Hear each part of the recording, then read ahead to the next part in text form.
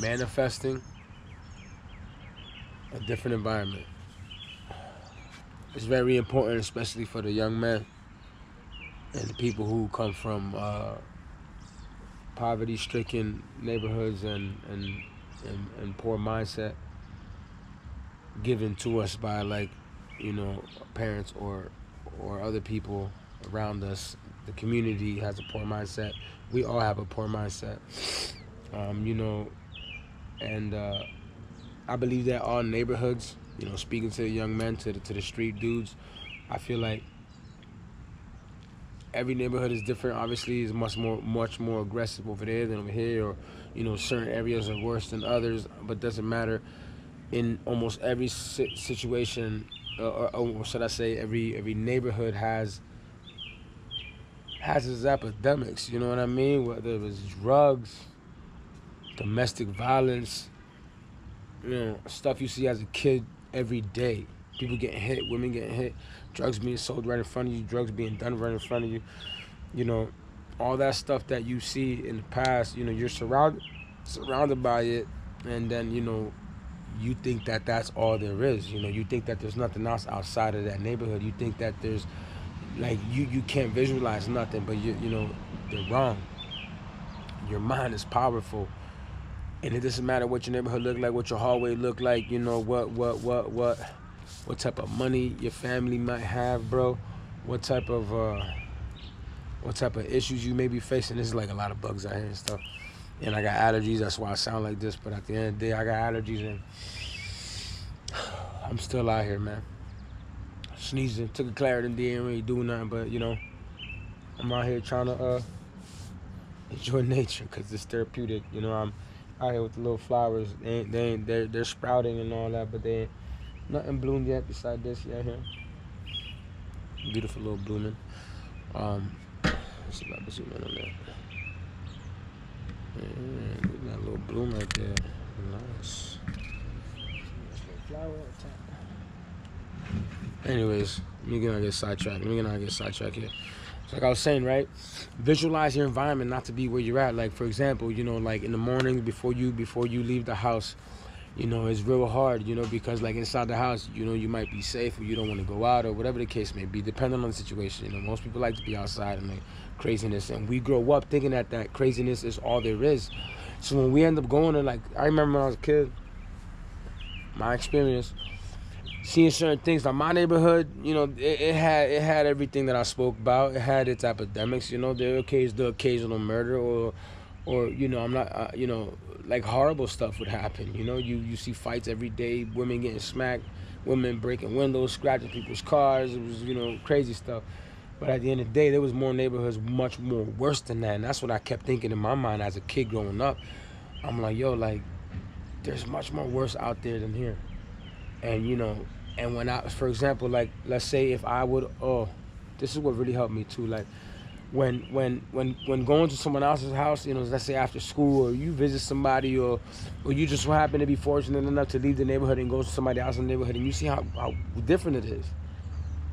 And it's quiet, or it's not too much craziness. Like, there's a lot of people who are so used to being in the craziness that when they out in a peaceful mind, like peaceful area like this, they can't seem to be like, relaxed. They got, like, they need the noise, they need the car, the music, they need all that craziness happening around them. So people need to kind of be okay with the change if you want change for yourself. You know what I mean? Involving yourself and visualizing a better environment. Like, no matter how bad your morning was, no matter how bad your day's gonna be at work, no matter how sucky your job is, whether you picking up trash for the next man or whatever you trying to do to get up out that situation, just continue to do it, and always put yourself in the mindset that, like, one day you will be free, and if somebody else did it, then you could do it. Just because your grandfather or your father or everybody else in the family didn't do certain things, that doesn't mean that you have to do those things too. You could do different things. You know what I mean? Change the recipe. And if you gotta cut some of your friends off because some of your friends are no good, they there's a lot of people that like to carry guns too much. Or, like, say you in the car, you just got your car, this is what happens to the young men out there, right? Young men first get their license, they Oh, yo, boom, boom, boom, dude got a car, whether you made the money for yourself and got the car, or, your parents bought it, or whatever the case may be. And this happens to a lot of, more wealthier kids. Like, I've seen this everywhere. A wealthier kid that knows the not so wealthy kids in school, the rumors like, oh, boom, dude's getting a car, he got his license, parents just bought him an Acura, this and that, third rate, you know what I'm saying? So it was like, oh, where, yo, what you doing after school? And they try to get him to take him, and just so the kid to feel a little bit cool, he would take all 4 or 5 kids in the car. And what's crazy is that some of those kids come from those neighborhoods that is more survival than actually being a kid and living. And some kids take guns into these, into the vehicle. Somebody's calling. So say you're fortunate, your parents buy you a car, you driving, you got your license, and you got friends that are knuckleheads and stuff, and they are. And then one of them has a gun in the car, you get pulled over, now they throw it under the seat. Now you done ruin your life because you want to hang out with the wrong people. And some friends are not gonna understand. Some friends that you try to be like, yo, look, boom, like, yo, where you been at? What you doing this weekend? This and that. And the third, you try to be like, nah, you know what I mean? Like, my mom need this, or I gotta be out of here because it is like, try to do something with yourself. You know what's crazy? I know a few people who didn't have kids for a while, and I already had kids. I had kids at 17 years old. I had to grow up fast. So having kids and I mean people that don't have kids and they feel like they're stuck in the hood. They feel like they're stuck in a bad neighborhood, but no, you're not. Let me let's say you're 23 years old, you have no kids, and you're living with your mom or your sister, or like you don't have no kids. What are you doing here? What's holding you here in this town? Bro, hop on a bus with $100, $200. Who gives a shit? Go get a job, work for 2 weeks, save a little $1,000, and leave and go to take a bus, one-way bus ticket to Texas, to wherever, you know what I mean? Somewhere else that for a fact is gonna be so different that you're gonna have to, shovel horse shit or be a country boy or something different to just be able to be like, you know what? Let me take 6 months out of my life or a year and just go live somewhere. And I'm talking to the ones, like I said, that don't have no kids. You men have kids, don't run away from your kids.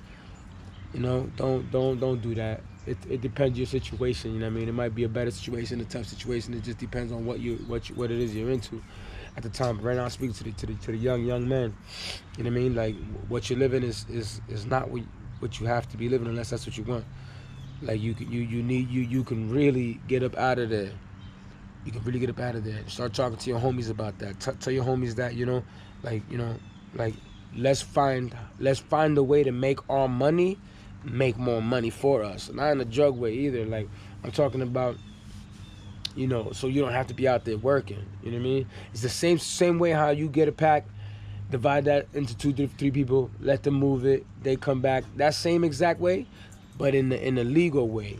Getting money, learning how to manipulate 401ks and IRAs and learn about stocks and bonds, learn about whatever. Like, if you could spend $200-$300 on a pair of shoes, weekly or monthly, bro, spend $200-$300 a month into a stock or something. Like, you know what I mean, bro? Like, go spend $20 on a book that teaches you like how to read, how to be able to read the charts and whatnot on stocks, and just start throwing money at that. What do you got to lose?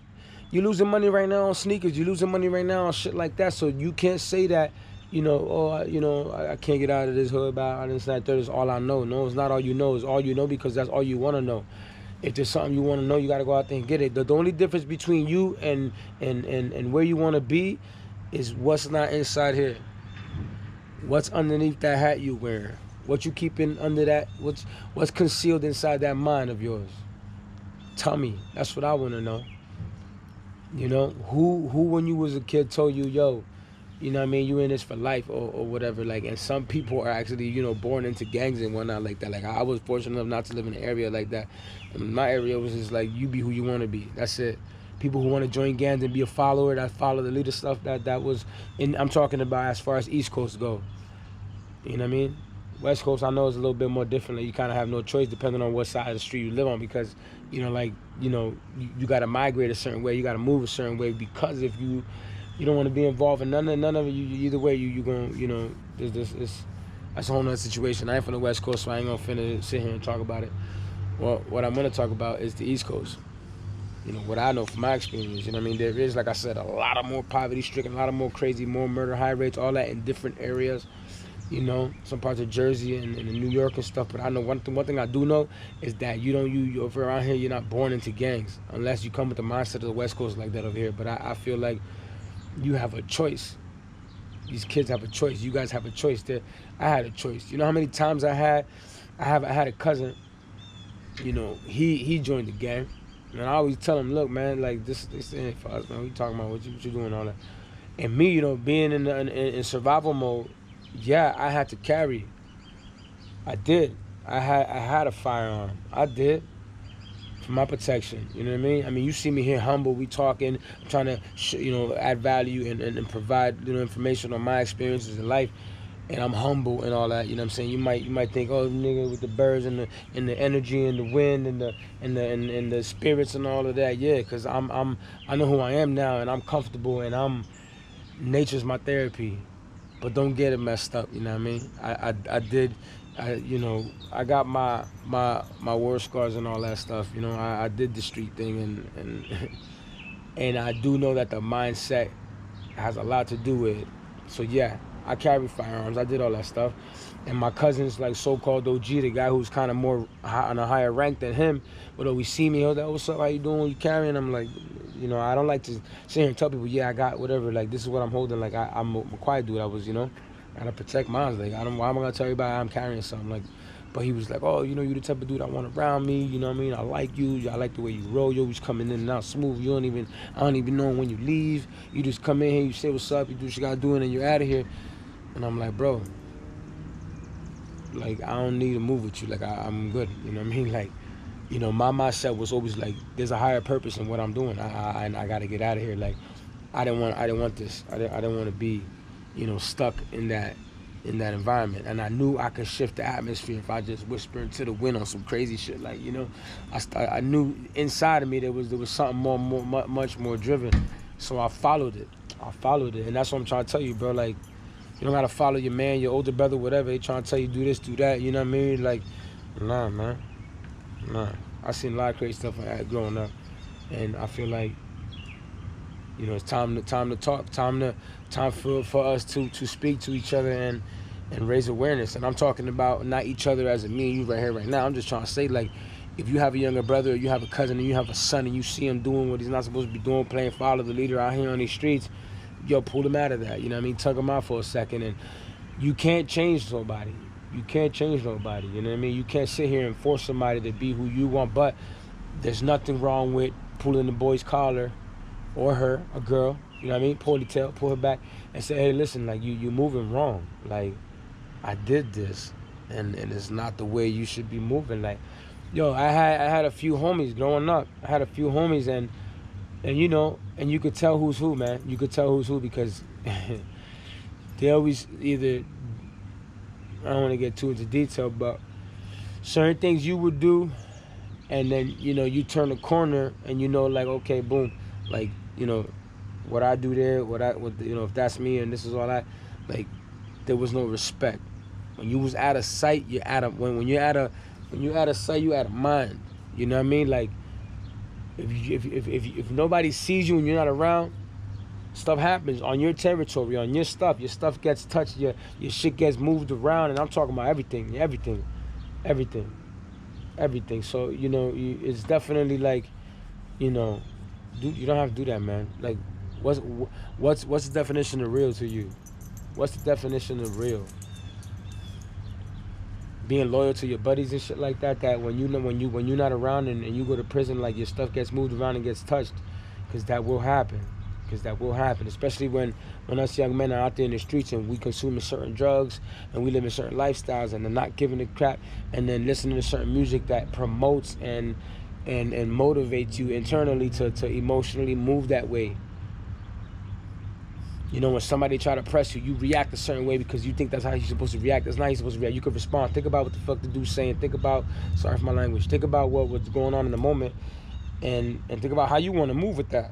Don't listen to your boy overhead and then yo smack him, yo do that, man, push him in the down, and then I'm gonna kill this nigga. All right, woo. That's not how. You don't have to do that. You don't have to listen to nobody, man. You don't have to move like that. And I told you I had a daughter at 17, and I'll tell you one thing from that, from when you know, when that shift in my life was coming into play, I realized, like, yo, nobody I look at in front of me, like, everything changed. Even your best cousin, everything changes from now on.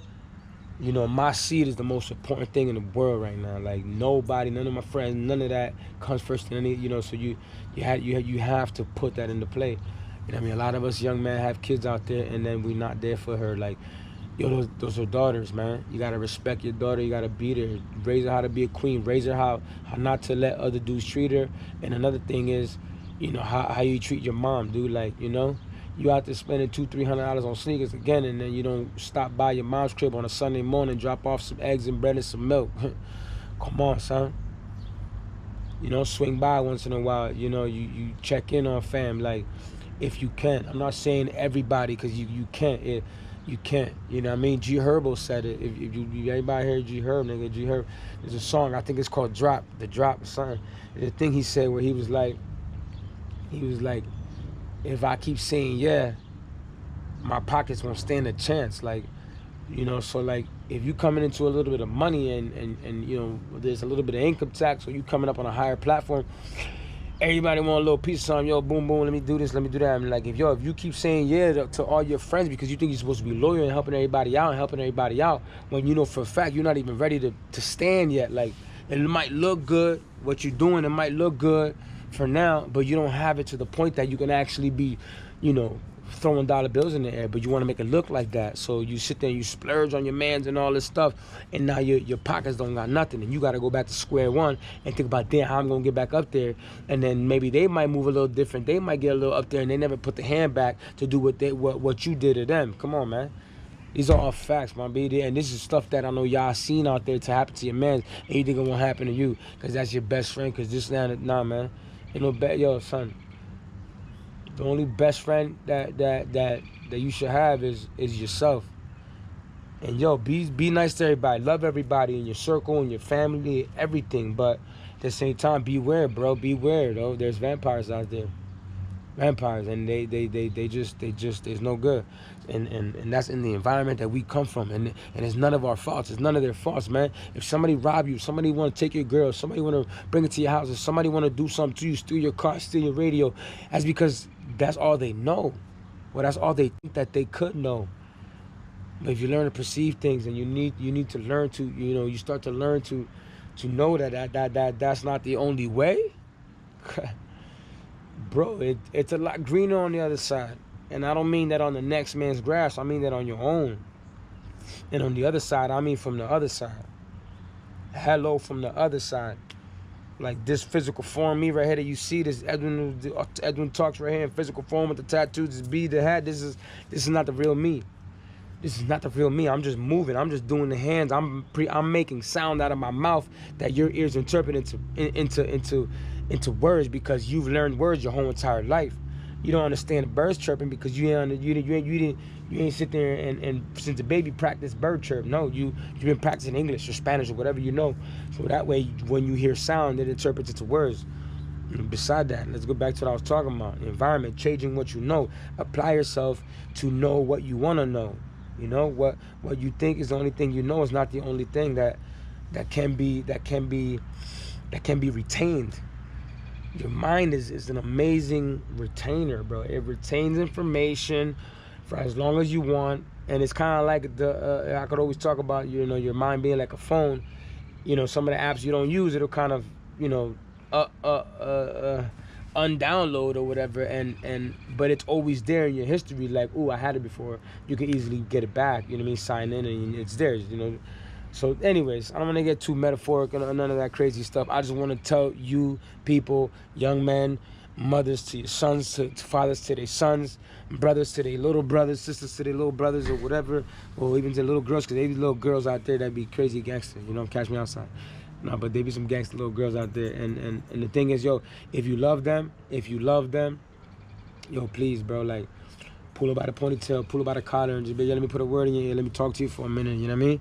or talk to yourself. If it's you that I'm talking to, and you keep surrounding yourself with the same people, with the same mentality, with the same outcome, and you don't feel yourself getting forward, bro, take a step, man. Take a step. Take a step, you know what I mean? So what I'm trying to say at the end of the day, bro, is look inward, not outward. If you want to change your outside environment, start to change the inside environment. Clean up the neighborhood inside your body, your mind. Your mind is a neighborhood, is a community. So start to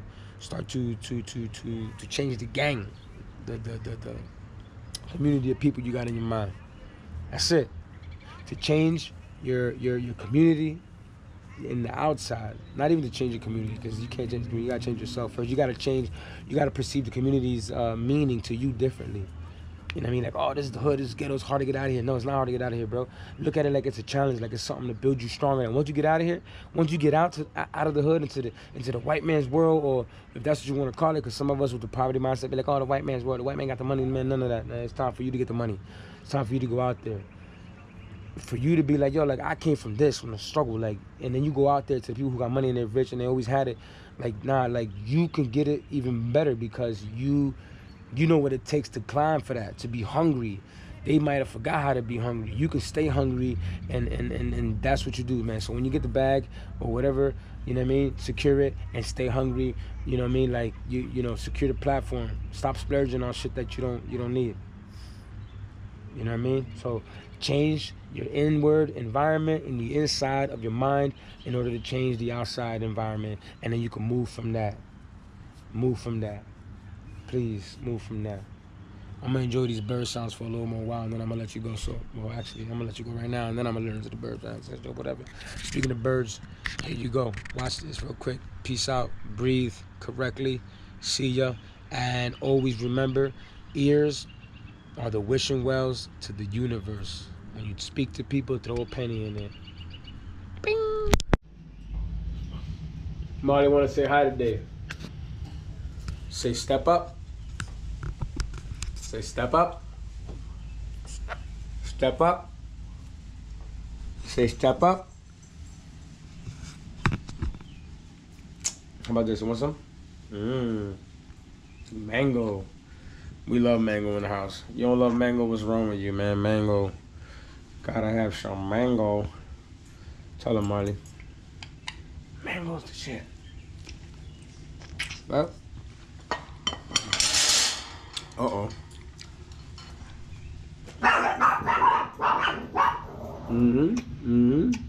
Go ahead.